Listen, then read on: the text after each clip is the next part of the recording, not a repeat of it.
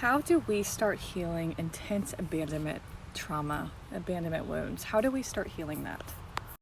This may end up being a few videos. We'll see how this goes. Oh, hi, my name's Crystal. If you don't know me, how do I know about abandonment wounds? I was given away at 6 months old, had my identity stripped from me. I went back to my bio name. I met my bio mom, went no contact with my adoptive family.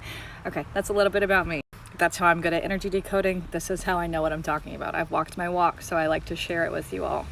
And I want you to hear me when I say this has taken me years to be able to talk about. This is not something that happened overnight for me. This is many nights of crying, many years of self-sabotage, and I've collapsed the timeline, so feel my energy and receive this.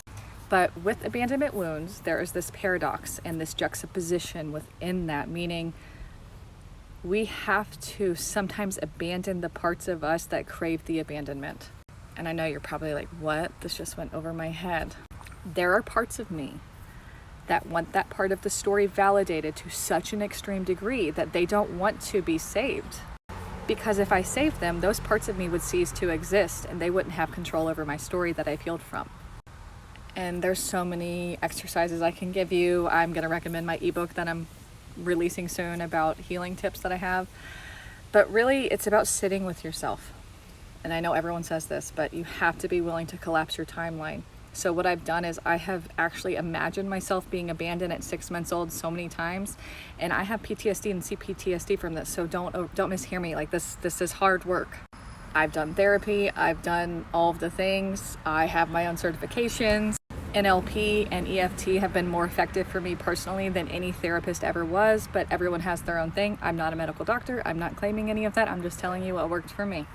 But imagination plus visualization equals our healing. Imagination as an inner child and visualization as in the adult self, or the embodiment of that which we needed.